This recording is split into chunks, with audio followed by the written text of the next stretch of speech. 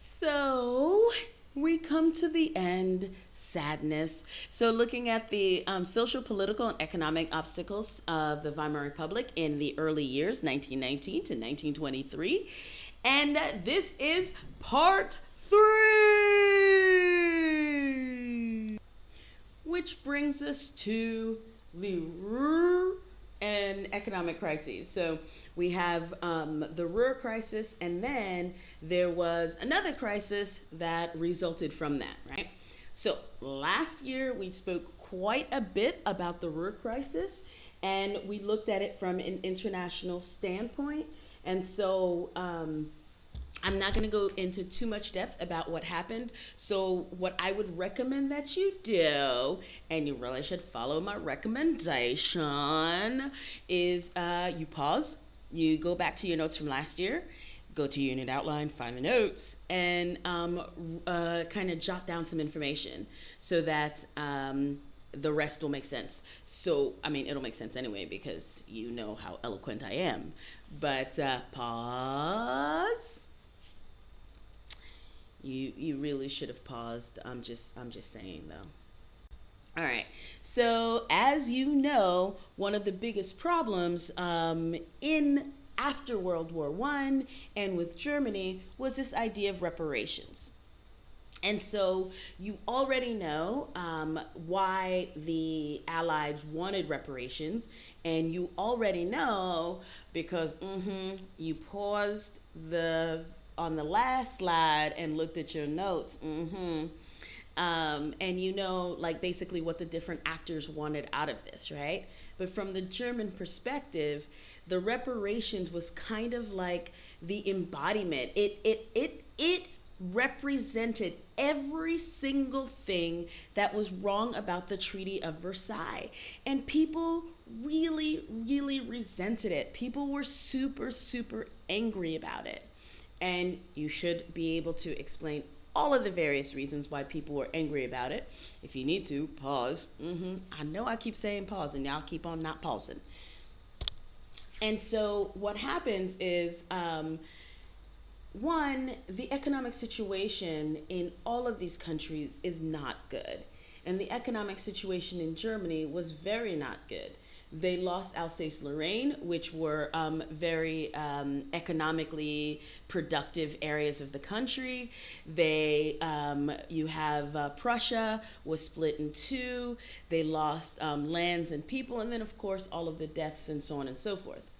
And so it's kind of like basically the economy collapses because you had like this total war economy of the previous years, and then this attempt to rebuild it back up with the new government. We have social unrest, as we talked about previously. So Germany defaults, and of course they don't want to pay it, but Germany defaults on her payments in November and January. Now France and Belgium were hard up for cash. They needed that money. And not only did they need the money, but they also needed the goods that Germany was supposed to provide them.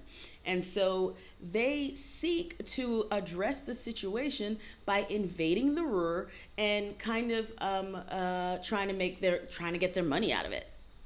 And so Germany's like, you know what?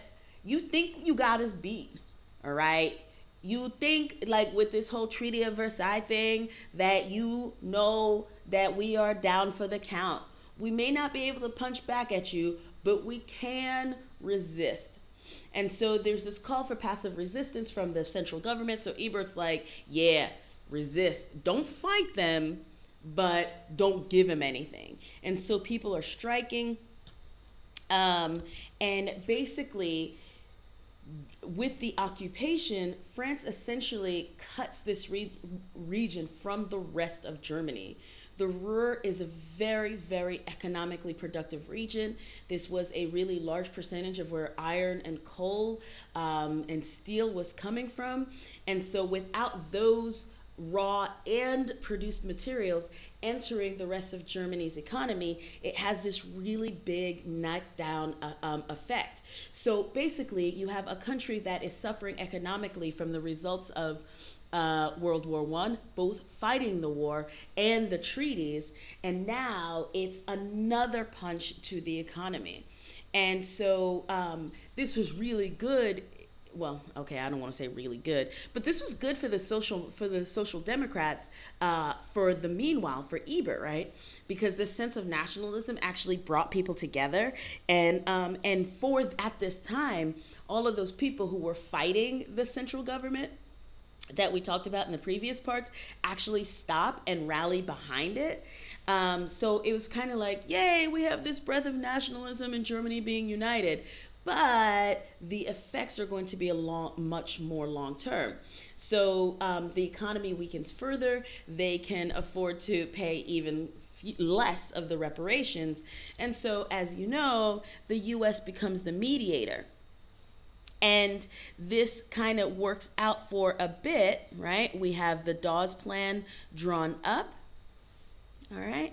And again, you should go back to your notes and take a little bit of time to look those over and get a little bit more specific information about what the Dawes Plan was. I mean, you already have this specific information, but just go ahead and kind of remind yourself. So, doing a little bit of review before everything begins. So the Ruhr Crisis happened, and that, of course, was absolutely terrible for the German economy. At the same time, though, it already is suffering. And so what happens is the Ruhr Crisis compounds all of these situations. Now you have massive unemployment, right? And low industrial output. You have an economy which had been restructured into a wartime economy, producing materials that were consumed in war. And now that war is over, those factories, those industries have no consumers for their goods. So you have lots of people laid off as that production shuts down. And then, of course, you have the military, which had employed literally like hundreds and hundreds of thousands of people, or if not millions. You know how I am with numbers. Now it's forced to reduce to this very tiny amount. So you have a lot of people who are unemployed and trying to be absorbed back into an economy which is already saturated, basically. And of course we have low industrial output, so they have nothing to sell, and because they have nothing to sell, they have no jobs available for all of these people. We have lots of resources lost because of redrawn borders, as mentioned previously in Alsace-Lorraine and Upper Silesia, which they lost to that country in the north. You know what I'm talking about? Yeah, Denmark. And so that meant huge coal and iron deposits lost, and the Saar region is under League of Nations control for the next 15 years. And so the thing is that these were not insurmountable. They are difficulties, but essentially the government is unable to respond to them adequately. And the government can't adequately reorganize the economic system to deal with this. Remember that they're coming from a highly authoritarian system, right? And so from 1918 to 1923, there was an economic recession. The value of the German mark eroded and inflation was rampant. So this is the time that we're talking about this hyperinflation. And it is a 2,500% inflation based on the 1914 mark, right? And so the Ruhr Crisis fits in there because of the way that it was cut off from the rest of the economy. Industrial production halted in 1922, 1923. Because we have 80% of the steel, which went into the rest of the economy, and 70% of the coal was cut off. And so this, again, is going to increase an already really high employment rate. So the result of this crisis was hyperinflation. The government, it's like, I don't know, it's like they never took a basic economics class or something, or maybe economics didn't exist before then, whatever. So they need to, I don't know, take care of stuff, pay their bills and their debts. And so what they do is they print more money. And as you know, as they print more money, the money becomes increasingly valueless. And so what you have here is this massive hyperinflation. From 1914, the Reichsmark was worth 4.2 US dollars, and then by the time you get to 1923, we're talking about $1 being worth like trillions of Deutschmarks. So as a result, people became poor. People saw their entire savings and pensions become valueless. There was nothing that they could do. Like, people would get their paycheck basically in the middle of the day, run out and cash it and like try to buy stuff in the middle of the day, because if they waited to the end of the day, the amount of money that they had just been paid would not have been able to get them anything. And so now, of course, this dramatically reduces the confidence that people had in the government. And as you know, from the previous two sections, this is exhibited by all of these other problems and all of these other challenges. People really have limited belief in democracy, and this drastically erodes the legitimacy of the government. So Craig says that basically millions of Germans who had passively accepted the transition from empire to republic suffered deprivations that shattered their faith in the democratic process and left them cynical and alienated. So basically people were like, okay, democracy, no democracy, whatever. But in German. But once this hyperinflation happens, now you have people who were neutral suddenly picking a side. And these are the people that a lot of those extremist groups are going to speak to. So essentially, the result of all of this is that trade unions cannot protect their members. And so people started moving away from them, and they started losing political influence. And trade unions are traditionally socialist. And trade unions, if they had more political influence, then it's possible that they would have acted as a counterbalance to the rise of the Nazis.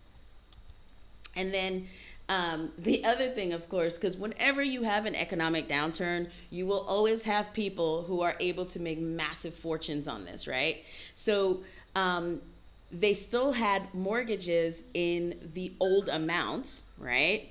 They had mortgages in the old amounts. And so it's like now they can take this pretty much valueless money and go pay off the mortgages. So that saves them a crap ton of money, right? Wages were stupid cheap. So that's saving them money. And as they're able to export things abroad, that meant that the foreign currency that they're able, the foreign currency that they're able to bring in has massive amounts of value. So some people did do well, not a lot of people, of course. And then a lot of people didn't want to invest domestically. And so when you have an economic downturn and you have an economy that is suffering, as Germany's did after World War I, what you really need is domestic investment in order to kind of like keep the economy going and give people sort of like money to be able to hire people until they start making a profit, modernize, whatever. And so as the economy tanks, though, and they see the German mark reducing in value, people are taking their money elsewhere. And so this is going to overall hurt the German economy. The government attempts to fix some of this, and they create something called the Rentenmark. And this is kind of like not a real currency. At the time, everybody was on the gold standard, and that is what provided value for money. And it was a sort of rational system and something that had like, I guess, kind of like logical value that everybody could use. And so the government is going to create a national bank and basically to try to oversee this new currency. And basically, the rest of the international world was like, yeah, okay, whatever. Germany, just sort your stuff out. Okay. And I'm sure you've seen all of this before. This is essentially the valuelessness of the money being used as just note paper. It was like, I don't know, this is like Legos or whatever, but like big old Legos. And then it got to the point that there was a 50 million mark note. I would love one of these. Be like, bam, 50 million. Yeah. So, in sum, yay, we've gotten to the end. So what you need to do is take some time and consider these questions, take some notes on these questions, and kind of pull all of your answers together from the first, second, and third, I know y'all, third videos. So what are the impacts of these crises on the continued success of the Weimar Republic? And in what ways was the Weimar government to blame? And in what ways was it the international situation? So considering the international situation is going to help you review some of the information that we learned last year, so it's a little bit more forefront in your mind. It's always really important to consider how the international situation affects the domestic, and of course, how the domestic situation may then have international ripples. And so, wait, I have one more slide. All right, before we go, I have a joke for you. Okay. So I promise you this one's funny. I totally laughed when I heard this one. What do you call an alligator in a vest? That's right. Pause to think about this. An investigator! All right. Bye. See you in class. Answer your questions.